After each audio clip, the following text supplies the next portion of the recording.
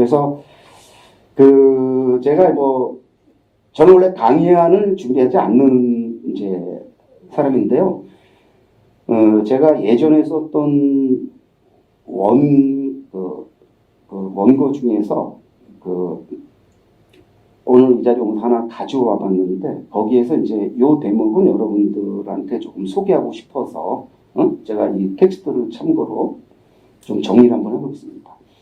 어트랙션으로서 영화는, 그러니까 저는 제 어트랙션을 매혹으로 옮겼는데, 이거는 영어가 통일되어 있지 않기 때문에 저는 매혹이라고 말합니다만은, 매혹이라는 영어가 통용되는 것은 아니기 때문에 그냥 어트랙션으로서 영화라고 하겠습니다. 그러면 어트랙션으로서 영화는 평론가로서만이 아니고 영화 선생 또는 영화 코치 및 관객으로서도 지난 1990년대 후반 이후 제가 영화를 이제 대할 때 가장 중시해온 으뜸 애티튜드고 태도입니다. 그래서 어트랙션, 이때 어트랙션은 복수 형태가 있고 단수 형태가 있는데요. 이제 단수 형태일 때는 이제 집합 개념이 되겠죠. 제도 뭐 이런 개념. 그래서 영화 자체가 어트랙션이 있는 거죠. 이때는 단수죠. 그런데 이제 복수가 될 때는 뭡니까? 한 편의 영화는 어트랙션들의 합으로 이루어진다라고 이제 말할 수 있겠죠. 그러면은 그렇게 복수일 때는 뭐냐면은 수많은 어트랙션들이 영화에 이제 내재되어 있는 거니까 그 어트랙션들이 여러분들한테 손짓을 하겠죠. 저 좀 찾아주세요. 그런데 그거를 이제 찾아서 즐기려면 이 사람도 훈련이 좀 돼야 됩니다. 그걸 우리가 이제 전문용어로 영어로 이제 디스플린이라고 그러는데, 우리가 대학에서 학과를 말할 때는 이제 디스플린이라는 용어를 쓰는 거죠. 훈련을 받는다는 겁니다. 그래서 많이 쓰는 용어가 상호학제 또는 간학제적이라는 용어인데, 기자도 마찬가지죠. 여러분이 어떤 분야를 취재하는지 모르지만, 어떤 분야를 또 편집하는지 모르지만, 그 분야만 알아가지고는 이제는 좋은 기자로 인정받을 수 없습니다. 이효령 선생이 그랬죠. 이효령 선생이 일찌감치 새로운 밀레니엄이 이제 을 맞으면서 20세기의 전문가들은 그야말로 집중형 전문가였다면 21세기 전문가는 확산형 전문가여야 된다. 무슨 얘기냐? 이제 자기 분야만 알고 파고 들어가지고는 더 이상 버틸 수 없는, 이게 융복합이 갖는 의미입니다. 그래서 요구되는 게 제너럴리스트적인 스페셜리스트입니다. 근데 그 제너럴리스트적인 스페셜리스트가 되려면 어떻게 됩니까? 관심의 폭이 굉장히 커야 되고 적절하게 공부도 좀 해야 되죠. 그 다채로운 경험도 해야 됩니다. 제가 늘 문제 제기하는 게 그겁니다. 문화가 중요하다고 말합니다. 근데 문화가 중요하다고 말만 하고요, 문화 콘텐츠를 즐기질 않아요. 저는 주변에 문화 전문가들 만나거든요. 말로만 문화가 중요하대요. 중요하다고 말하려면은 자기가 문화 콘텐츠의 다채로운 문화 콘텐츠를 즐겨야죠. 예? 영화가 중요한 걸 알면서 영화 1년에 한두 편 봐요. 그러면서 영화가 중요하대요. 그건 의미가 없습니다. 공연이 중요한 줄 알면은 공연도 가끔 봐줘야죠. 또 미술이 중요한 줄 알면 가끔 전시회도 가고, 그렇죠? 저는 그래서 그래요.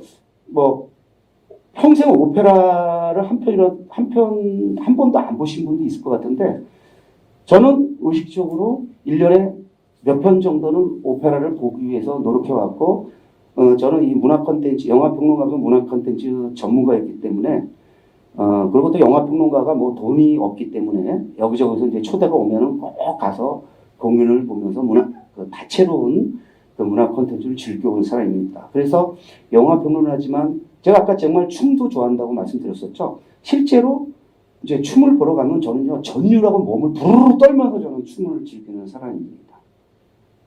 그래서 제가 여기서 자랑이 아니고, 자기가 정말 문화가 중요하고 문화를 사랑한다고 말하려면 말만이 아니라 실천도 좀 해야 되지 않겠느냐.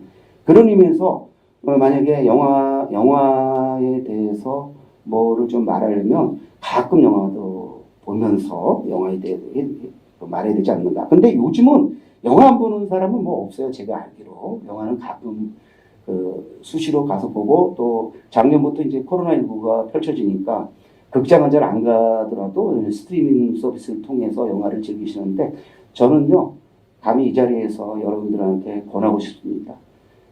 코로나19가 있더라도 가끔 영화관을 찾아가셔서 거리 떼고 영화를 좀 즐기시는 게 어떻겠냐.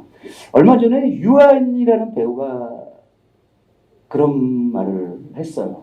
이 친구가 소리도 없이라는 영화에 작년에 출연하고 나서 청룡영화상과 백상 그 대상에서 그 영화 부문 그 상을 나무주연상을 받으면서 그런 말을 했죠. 수상소감으로. 코로나 시대에 태어나서 가장 많은 영화를 영화관에 가서 자기가 본 것 같다. 코로나라고 영화관을 많은 사람들이 찾지 않는데 오히려 유아인은 영화관을 가서 영화를 즐기면서 영화의 의미를 돌이켜보고 자기가 배우로서 어떤 삶을 살아왔는가를 한번 돌이켜보고 저도 마찬가지입니다. 저는 그 코로나19를 거치면서 평균 한 달에 최소 2~3번 1~2주에 몇 번은 영화관을 일부러 찾아가서 10명도 안 되는 그 영화 극장을 가서 영화를 봐왔습니다. 요새 그러고 있습니다. 그 이유는 뭐냐?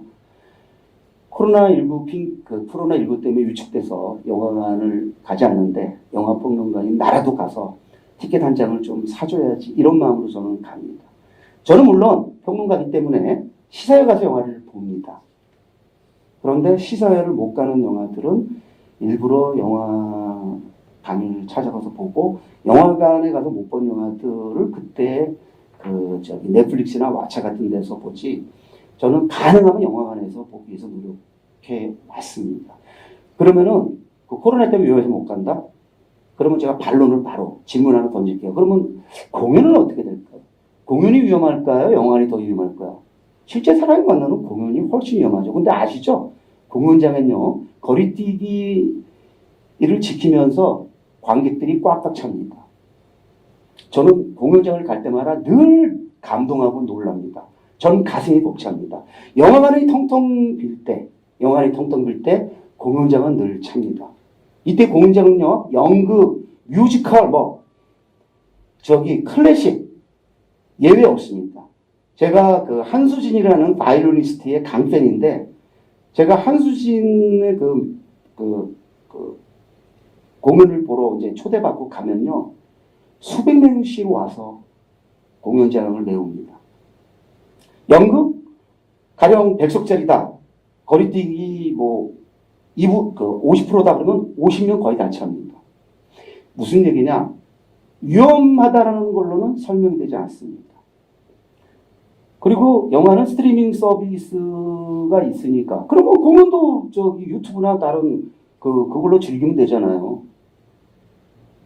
그래서 저는 여기서 그 휴먼 팩터의 중요성을 요즘 코로나19를 겪으면서 새삼 절감 중에 있습니다. 지금 사실 영화를 포함한 많은 문화 콘텐츠와 연관해서 언제부터인가 포스트 휴먼을 말하고 있는데 이번 코로나19가 얼마나 여전히 휴먼 팩터가 우리 인류 사회에서 중요한가를 코로나19가 보여주고 있다. 그래서 저는 우리가 살면서 가장 많이 쓰는 용어 중에 하나가 패러다임이라는 용어인데, 패러다임의 제 60평생 패러다임의 이런 대전환이 이번 코로나 때를 거치면서만큼 직접적으로 지금 경험한 적이 없기 때문에 저는 늘 코로나19가 어떤 의미에서는 굉장히 중요한 어떤 문명사적인 사건이겠구나라는 생각을 합니다. 굉장히 우울하고 불행한 사건이죠. 그러나 한편 우리의 어떤 인류의 삶을 되돌아보게 하는 그런 의미도 있다는 점에서 요즘 저는 영화, 공연 등등 상관련해서 코로나의 의미를 많이 짚습니다. 그래서 제가 좀 셌는데 코로나19를 이제 겪으면서 여러분들이 나 코로나 때문에 영화관을 가지 않는다 이렇게 당연하게 여기면서 살아오셨던 분들은 저와의 만남 이후로 한번 조심스럽게라도 공연 영화관을 찾아서 한번 보시면 어떤가 싶은데 여러분 이제 어제 그제 개봉한 황정민 주연의 인질 같은 영화. 여러분 인질을 여러분이 보시게 되면 황정민이라는 배우가 이렇게 좋은 배우였나를 새삼 실감하시게 될 겁니다. 여러분 황정민은 아주 좋은 배우였죠. 최근에는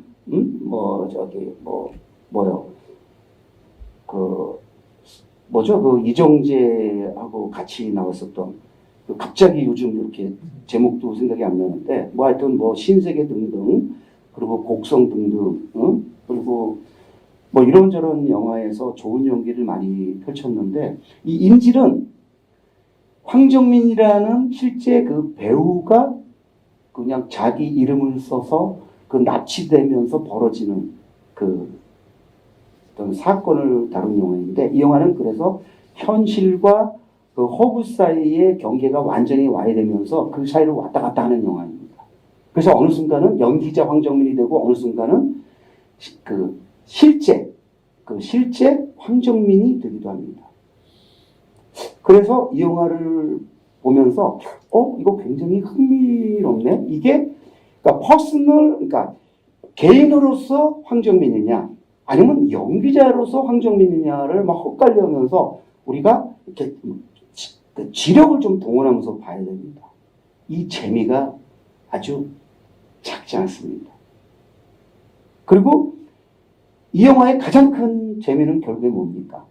황정민이라는 캐릭터고 황정민이라는 연기자죠. 그러면 이 영화는 아까 제가 어트랙션이라는 개념을 동원하면은 이 영화는 바로 황정민이 이 영화를 대표하는 어트랙션이겠구나.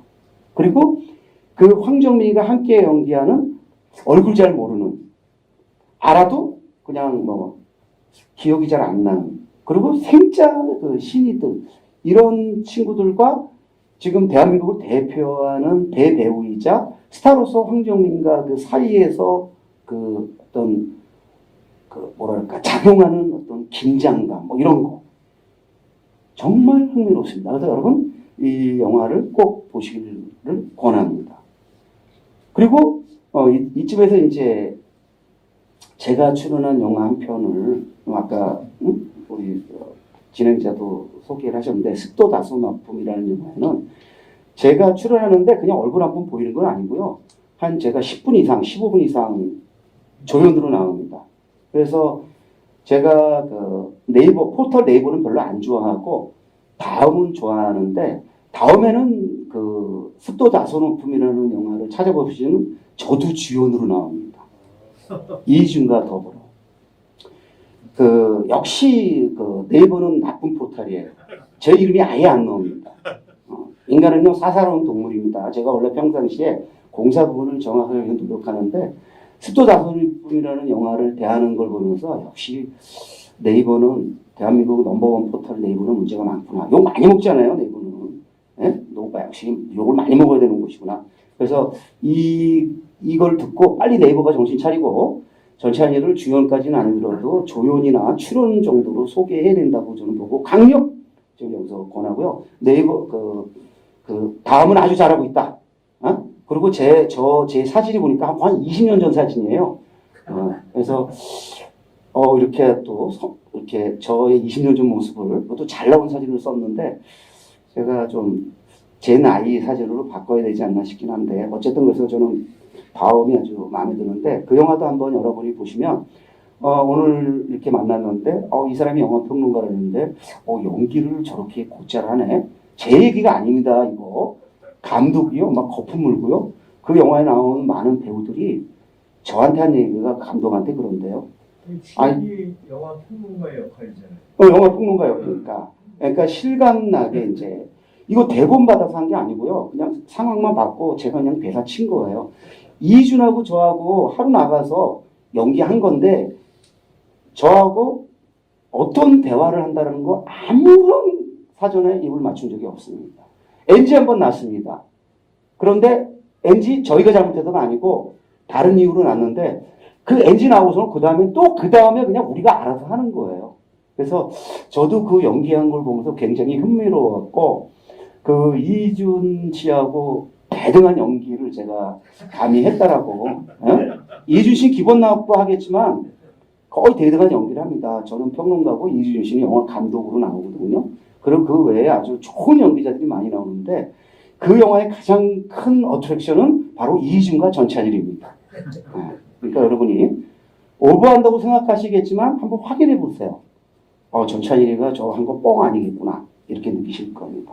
이렇게 영화를 보는 거예요. 그리고 그 습도 다스를 높음 보면은 음악을 들으시면서 엔니오 모리코네가 떠오를 수 있을 정도의 그런 선율들이 나오는데 실제로 이 영화를 이 감독이 그 음악 감독한테 그 레퍼런스로 이렇게 제시한 게 엔니오 모리코네의 음악이었고 이 친구가 엔니오 모리코네를 다분히 벤치마킹한 음악을 했는데 3천만 원짜리 영화라는 게 믿어지지 않을 정도로 음악도 좋습니다. 그래서 제가 이 자리에서 3천만 원이라는 거를 강조하지만 여러분이 그 사실을 의식하지 않으면 그 영화는 몇 억짜리 영화인 것처럼 사실은 보입니다. 그래서 그 남들은 코로나 시대라고 움츠러들 때 이희준은 어느 날 거기 나온 극중 배우 중에 한 명인 신민재와의 친분과 그 다음에 이희준이 소속되어 있는 매니지먼트가 BH 엔터테인먼트. BH가 뭐의 이니셜이죠? 여러분, BH 엔터테인먼트.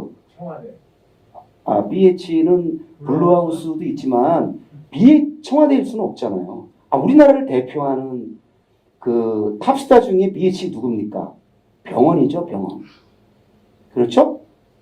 이병헌, 그러니까 대표가 이병헌은 아니지만 BH 엔터테인먼트의 BH는 병원입니다. 제가 연재하는 여성조선 배우 이야기에 그 이병헌 편, 지난 8월호 이병헌 편에 매니지먼트를 통하지 않고 유일하게 연락을 주고받을 수 있는 한 명의 이제 탑스타가 이병헌이다 그랬는데 이병헌과는 가끔 문자를 주고받고 그럽니다. 그리고 아까 말씀드린 그 작년에 나온 봉준호 장르가 된 감독이라는 단행본에 그 뒤에 표사 3명이 있었는데 박찬욱 감독과 대한민국 대표하는 음악평론가 임진모 그리고 이병헌입니다. 그래서 제가 그럽니다. 표사는 대한민국 최고다. 표사로만 치면 이 책과 비교할 수 있는 책은 거의 없다. 아니 박찬욱과 이병헌과 임진모가 표사를 한꺼번에 쓴 이런 책은 나올 수가 없어요. 그런데도 일세가 안 나가는 걸 보면서 야 정말 책 아니구나. 그랬는데 제가 이런 얘기를 강조하는 이유는 이희준한테 어느 날 이병헌이 그랬대요. 고봉수 감독의 장편 데뷔작인 그 델타 보이즈 250만 원으로 찍은 그 델타 보이즈라는 그 영화를 추천하면서 이 영화를 보라. 그러니까 신민재라는 배우하고의 친분도 있는 데다가 자기가 소속되어 있는 BH 엔터테인먼트의 이병헌이 그 감독을 추천하니까 바로 완전 노게런티로 하루 시간 내서 출연한 거죠. 그 영화는요 70 몇 분 정도 되는데 4회차로 장편 영화 4회차로 찍은 영화입니다. 그래서 하루 나와서 하루 반나절 찍어서 완성된 영화고 그 영화로 올해 전주영화제 초대받았고 9월 1일 날 개봉하는 겁니다.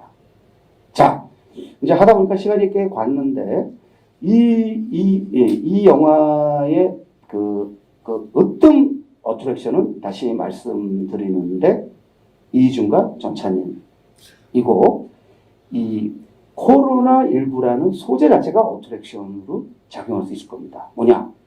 습도 다스높음은 바로 외연적으로는 코로나19로 영화 속에서 영화를 상영하는데 코로나19 때문에 방역 때문에 에어컨을 틀지 못해요. 그러니까 땀을 뻘뻘 흘리면서. 그런데 내포적으로는 또 다른 의미가 있겠죠. 저예산 독립영화 하는 사람들의 어떤 열악한 현실 이런 거를 조금 그 애환들을 이제 습도 다스높음이라는 이 영화를 통해서 드러내는 건데, 자, 요런 정도로 하고 이제 좀 이제 남은 시간 동안은 기자 얘기를 조금 더 하면은, 아까 스포트라이트라는 영화는 한번 여러분이 보신 분들은 아주 바로 절감하겠지만, 안 보신 분들은 보시면, 그 미국의 3대 일간지라는 보스턴 글로브의 스포트라이트 팀. 야, 기자라는 존재들이 이 정도까지 할 수 있는가를 감동받지 않을 수 없고요. 굉장히 반성을 하게 될 겁니다. 저는 이제 한국의 기자들을 가리키는 용어로 기레기라는 용어가 동원되는 것에 대해서 좀 저는 비판적인 사람입니다. 왜냐하면은 여러분들이 기자여서가 아니고 또 제가 왕년에 기자 출신이어서가 아니라 우리 아까도 말씀드렸잖아요. 다 모든 그 현상에는 이면과 명암이 있기 마련인데 우리가 암만 가지고서 일방적으로 매도하는 것에 동의하지 않거든요. 그래서 저널리스트, 언론의 중요성이라는 의미에서 볼 때는 아무리 기레기 같고 해서 불만스럽다 할지라도 기레기라고 매도하는 것보다는 우리가 새로운 가능성에 대한 기대를 저버리지 않으면서 분발을 좀 이렇게 촉구하는 것이 더 바람직하지 않느냐라는 생각을 평소에 하고 있습니다. 그래서 저는 대한민국 언론에 누구보다 더 큰 불만을 갖고 비판을 많이 합니다만은 제가 평론가로서 저널리스트라고 친하게 지내서만이 아니고 기레기라는 용어를 저는 동원하지 않습니다. 그래서 이 현실에서도 너무 습관적으로 맹목적으로 기레기라는 용어가 동원되는 것에는 엄격하게 저는 엄밀하게 반대한다는 걸 저도 표명을 하고요. 그런 점에서 볼 때 우리가 바람직한 기자상을 스포트라이트라는 영화를 통해서 한번 확인하는 것 어떻겠느냐. 여러분 저 스티븐 스필버그가 연출했던 더 포스트 같은 영화도 마찬가지죠.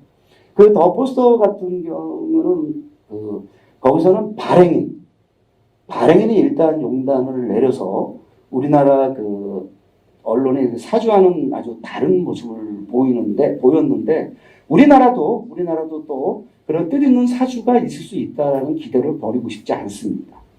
현실적으로는 사실은 그런 사주를 기대하지는 못하겠습니다만은 우리가 내부자들에서 봤던 것 같은 그런 언론사 주필만 있는 것도 아니고요.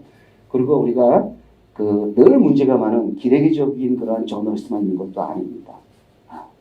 여러분 스포트라이트를 보시면서 또 포스터를 보시면서 기자란 무엇인가를 다시 한번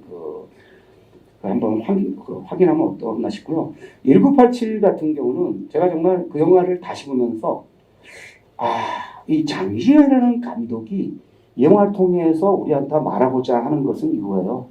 작은 힘, 개인의 작은 힘이 개인에 머무를 때는 큰 힘을 발휘하지 못할 수 있으나 그 개인의 작은 힘이 모였을 때는 얼마나 위대한 힘이 될 수 있는가를 운운하는 영화로서 1987만한 영화가 참 있기 어렵겠구나. 저는 그런 점에서 스포트라이트보다 훨씬 1987이 뛰어난 영화라고 봅니다. 왜 그러냐면요. 스포트라이트는 스포트라이트 팀 저널리스트가 주제고 소재이기 때문에 어떻게 보면 굉장히 단선적입니다. 입체적이거나 복합적이지는 않습니다. 그들의 활약성을 지켜보면 다예요. 그런데 1987에는 굉장히 다양한 분야에 몸담고 있는 사람들, 예를 들면은 우리 검사, 얼마나 검찰이 욕을 많이 먹습니까? 그러나 그 영화를 통해서 이 한 개인, 이 검사, 하정우가 보냈던 최검사, 그 사람이 무슨 굉장히 훌륭한 검사였나요? 아니에요. 그런데 그도 어떤 마지노선을 지키는 거죠. 뭐냐? 최소한의 마지노선은 지켜야 된다. 그렇게 우리가 한 대학생이, 박정춘이라는 대학생이 죽었는데, 시체, 검증도 안 하고 당일날 화장시키는 것까지는 자기가 받아들일 수 없다. 그래서 하루를 검사가 버텨내면서 그 안에서 엄청난 어떤 역사적 변화의 계기가 마련되는 거죠. 실제로 그 실제 인물을 모델로 했던 걸로 알고 있는데 그 검사가 훌륭하다는 걸 넘어서서 그 사람이 갖고 있었던 최소한의 어떤 문제의식이 예를 들면 훗날 우리가 이제 그 나비 효과라 그러는데 나중에 그 6월 항쟁의 어떤 일부 그 검사의 그런 결단이 6월 항쟁을 가져왔다는 건 그건 비약입니다. 그러나 6월 항쟁의 결과되는데 굉장히 중요한 역할을 한 거는 동의한다는 거죠. 그리고 교도관들, 뭐 함세용 신부라든지 거기 김정남이라든지 이런 캐릭터만이 아니고 그리고 거기 이한열 등등. 그래서 제가 그 영화를 다시 보면서 느꼈습니다. 처음에는 그렇게 세세하게까지는 안 느꼈는데 장준원 감독이 결국에 이거를 말하고 싶었겠구나. 우리 작은 자기 분야에서 성실하게 최소한의 자기가 할 수 있는 최선을 다하자. 이게 굉장히 진부한 주제 같지만 실제로 우리는 이거를 잊고 살죠. 그래서 먹고 살아야 된다라는 그 이유 하나로 너무 쉽게 타협하고 너무 쉽게 비굴해지고 김우 선생이 일전에 이런 말을 했습니다. 그러니까 목구멍이 포도청이라고 먹고 살기 위해서 비굴해지는 것은 뭐 별 상관이 없는 것처럼 맞습니다. 그러나 저는 먹고 사는 게 아무리 중요해도 그 비굴함도 지켜야 될 선이 있다고 저는 여기는 사람입니다. 과거에 우리가 일본의 식민 시절에 그때는 다 그렇게 살았으니까 뭐 나라 팔아먹는 게 아니다. 그때는 다 그렇게 살았다면서 창씨개명에 앞장섰던 이런 사람들의 삶은 그때는 다 그랬다. 이런 논리로 넘어갈 수 없다라고 봅니다. 그때 저항했던 사람들이 또 얼마나 많았습니까? 목숨 걸고 독립운동했던 사람들이 얼마나 많았습니까? 많은 사람들이 그런 길을 가지 못했고 저도 비겁하게 산 사람입니다. 저는 5.18 때 저 재수하고 있어가지고요. 종로학원에서 대학생들을 욕했던 사람 중에 한 명입니다. 왜냐? 그때는 교육을 그렇게 받아가지고 그리고 재수하고 대학 들어보니까 제가 받은 교육이 얼마나 엉터리였는가를 알고 그때부터 저는 지금까지 나름대로의 그 부끄러움을 만회하기 위해서 굉장히 노력하고 있습니다. 87 항쟁 때도요. 저는 보니까 대학원을 졸업하고 6개월 방위로 군대 가는 그 시기여가지고 보니까 저는 6.25 항쟁에 나가서 그야말로 시쳇말로 데모 한번 제대로 하지 않은 아주 비겁하게 산 사람입니다. 그래서 이번 1987 보면서요. 저는 너무너무 부끄럽고 창피해가지고 저 앞으로 그러면은 내가 앞으로 어떻게 하면 덜 부끄럽게 살까를 진짜 오늘 오면서 그런 생각을 많이 했습니다. 그때 다 그렇게 살았다가 아니고 그때 그렇게 못한 것에 대해서 굉장히 큰 부끄러움을 느끼면서 앞으로 남은 삶 그 부끄러움을 덜어내기 위해서 노력하면서 진짜 결단을 했습니다. 1987이라는 영화 한 편이 한 사람의 그 사유로 이렇게 바꿀 수 있다는 겁니다. 그리고 저는 사유만이 아니고 앞으로 그걸 실천하기 위해서 이 악물고 노력할 참입니다. 그리고 이 자리에서 감히 고백합니다. 저는 대학 시절 때 제가 이제 전시지 않습니까? 그래서 전두환 전시로 제가 저를 소개하면서 굉장히 부끄러운 그 대학 시절을 보냈었는데 81년도 때 국풍 8일 데모하는데 어떻게 하다 보니까 맨 앞에 서가지고 데모를 한번 나갔는데 그때의 두려움을 잊지 못합니다. 너무 그때 공포스러웠어요. 그리고 그 고인이 되신 아버지가 저한테 어떤 협박을 했냐면 너 만약에 데모하다가 들어가면은 너는 그걸로 인생이 끝이다. 돈도 없고 힘도 없기 때문에 너는 빼내줄 수도 없다. 그러면 그때 까짓거 가령 데모하다가 들어가면 거기서 좀 공부도 하고 이런 생각을 못했고 진짜 그러면 인생이 끝나는 거라는 생각을 하면서 그다음부터 굉장히 두려워하면서 비겁한 삶을 산 거 맞습니다. 어쩌면 제가 그래서 대학 시절에 영화에 빠져서 이렇게 산 걸 수도 있지, 산 것이 아닌가라는 스스로 반성도 해봅니다. 그래서 저는 그 이후로 계속해서 덜 부끄럽게 살려고 노력했는데 요번에 1987이 다시 한번 저한테 이런 부끄러움을 상기시켜주면서 앞으로 너 정신 차리고 살아나가라고 영화가 환기시켜주더라고요. 자, 이 영화를 보면서 그 속에 나오는 기자들, 그 기자 역으로 누가 나오죠? 흥미롭게도 이희준입니다. 습도 다소높음의 제 상대역이었던 이희준이 거기 동아일보라는 그 실명으로 나와서 윤기자로 나오는데 정말 그 스포트라이트의 기자만큼은 아니지만 정말 기자가 무엇인가 이런 훌륭한 기자도 그때 있었다라는 거고 지금도 분명히 있다라는 것을 다시 한번 상기시킵니다. 그래서 이 영화는 그런 거를 환기시킵니다. 거기 나오는 교도관 등등.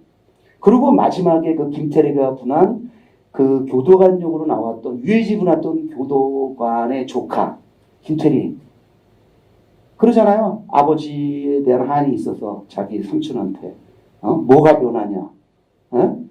그러던 친구가 나중에 결국에 그 마지막에는 그 확 의식이 깨면서 그 물론 거기에 극적으로 허구를 개입해서 그 이한열과의 어떤 관계를 이거는 완전 허구입니다. 그래서 이한열의 죽음을 맞이하면서 이제 민주투사로 바뀌어서 이제 나중에 그 같이 그 데모동 그 대열에 참여하는 걸로 끝나는데 그 1987은 그런 의미에서 우리의 삶의 방향에 대해서 뭔가를 던져주는 그런 영화이고 기자인 여러분이 이 영화를 보고서 굉장히 큰 자극과 감동을 받았을 거라고 확신합니다. 보신 분들을 다시 한번 보시기를 권합니다. 제가 이번에 보면서 이 영화는 영화적으로도 정말 몰입력이 정말 뛰어나고 저 세 부기 보는데요.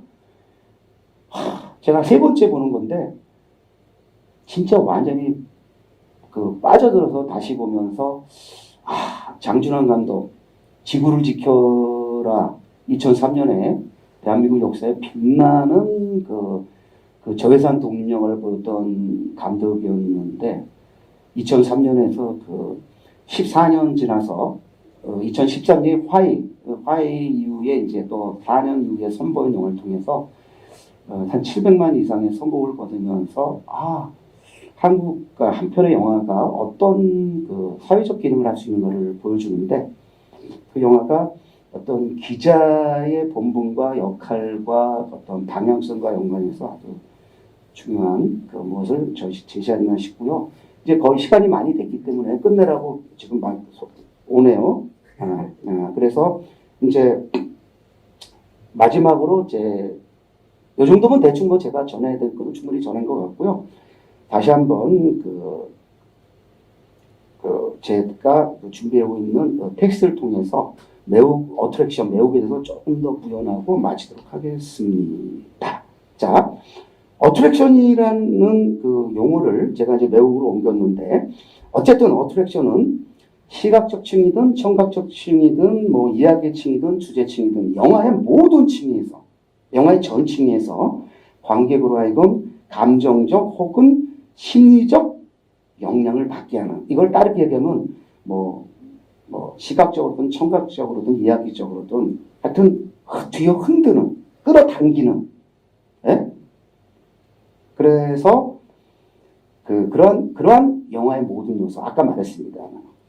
이런 거를 어트랙션이라고 하고 그러면 다시 한번 말씀드리는데 한 편의 영화는 수많은 어트랙션들의 합이라고 볼 수 있지 않겠느냐. 그러면 그 영화의 나쁜 점을 찾아서 비판하는 거 좋습니다. 특히 평론가들이 하는 역할이 그건데 저는 30년 가까운 평론하면서 한 10여 년은 그래서 대한민국에서 독설로 아주 날렸던 악명 높았던 평론가였는데 이제 살다 보니까 그 긍정심리학 이런 쪽에 영향도 받고 하면서 나이 들어가면서 저는 이제 생각이 비판적 거리를 유지하되 비판의 어떤 효용성을 포기하지 않되 그 장점들을 좀 더 부각시켜주고 그리고 힘이 필요한 그런 그 창작자들한테 힘을 실어주는 쪽으로 평론 비평의 좀 방향을 바꿔야 되지 않느냐 이렇게 그런 노선을 지난 한 10여 년간 걸어와서 많이 사실은 불만을 또 가지는 사람들이 많이 욕도 합니다. 너무 후한 거 아니냐? 당신은 더 이상 평론가가 아니다. 너무 후해서 없으면 그래 그러면 나는 평론가 아니면 뭐 평론가 아닌가 보지. 왜? 저는 제가 하는 평론의 역할이 예전과는 좀 달라졌다라고 보기 때문입니다. 그래서 그렇게 하고요. 자, 그래서 결국에 저에게 영화란 매혹들, 어트랙션들의 종합으로서 어트랙션, 단수형인 것이죠. 그리고 어트랙션은 영화에서만이 아니라 모든 분야의 오락 예술을 넘어 인간관계까지 적용시켜온 제 특유의 대개념입니다. 그래서 어트랙션으로서 영화를 능가하는 아직 다른 개념을 아직 찾지 못했기 때문에 20수년이 지난 지금도 앞으로도 아마 어트랙션으로서 계속 어트랙션으로라는 수단을 통해서 아니면 또 어트랙션이라는 자격으로 영화를 계속 보지 않을까, 공연을 즐기지 않을까, 그리고 사람을 만나지 않을까. 그래서 저는 사람을 만나면 어떤 사람의 단점과 장점이 있을 때 어떻게 하면 그 사람의 그 장점, 이거를 이제 전문용어로 SS라고 그러는데 Signature Strengths, 대표 강점이라고 그러죠. Signature Strengths를 어떻게 하면 더 힘을 실어서 그 사람이 갖고 있는 그 재능을 발휘하게끔 하는가에 저는 사실은 힘을 쏟는 사람입니다. 마지막으로 한 예를 들까요? 리처드 파인만이라는 물리학계 최고, 스티븐 호킹 전에 최고의 그 물리학자는 리처드 파인만입니다. 리처드 파인만을 보니까 성장 과정에서 과학은 천재였는데 인문학에서는 젬병이었더라고요. 그러니까 융복합적으로는 별로 재능 있는 사람은 아니었는데 이 사람이 물리학적으로는 천재였던 거예요. 그래서 진짜 천재적인 그 물리학의 재능을 발휘하면서 이 사람은 대중적 노선을 걸어갔고 그 물리학계의 어떠한 진짜 전도사 같은 역할을 해왔는데 만약에 인문학적인 그의 그 약점을 가지고서 리처드 파인만이 뭐 훌륭하자 그러면은 그 리처드 파인만이 갖고 있는 그 물리학자로서 위대함 자체가 빛이 가리는 거잖아요. 그러니까 그의 약점도 있지만 그 약점은 우리가 놓치지 않는 범위 내에서 그가 갖고 있었던 어떤 강점들 부각시켜주는 거, 이거는 굉장히 필요하지 않겠는가 이렇게 봅니다. 그래서 사실 시간이 좀 더 된다면은 그 구체적인 좀 사례를 좀 더 들고 제가 어떤 식으로 그 어트랙션 개념을 적용하는가 이런 것도 더 여러분들한테 소개해드리면 좋겠는데 이게 또 시간을 또 넘으면 나중에 문제가 되더라고요. 보니까 저는 원래 늘 그냥 제 멋대로 해본 사람인데 오늘은 그럴 수가 없을 것 같고요. 자, 이 정도에서 마무리 짓도록 하고 이게 어쩔 수 없이 여러분과 대면이 아니고 비대면이다 보니까 질문을 받지 못하는데 혹시 나중에 이제 질문을 하시게 되면 관계자한테 보내주시면 제가 다른 방식으로 비대면으로라도 거기에 답변을 해드리든가 하도록 하겠습니다. 그리고 혹시 인연을 중시하시는 분들 저를 전찬이를 조금 더 차라도 한잔하고 한번 좀 만나고 싶다, 아니면 전화번호가 좀 필요해서 문자라도 보내고 싶다 그러면 여기 관계자를 통해서 제 전화번호를 따서 연락하시면 좋겠습니다. 제가 이 자리에서 제 전화번호를 말씀드리기는 그렇고요. 하여튼 반갑습니다. 그리고 또 다른 인연으로 여러분을 만날 수 있기를 바라고 이것으로 마치겠습니다. 고맙습니다.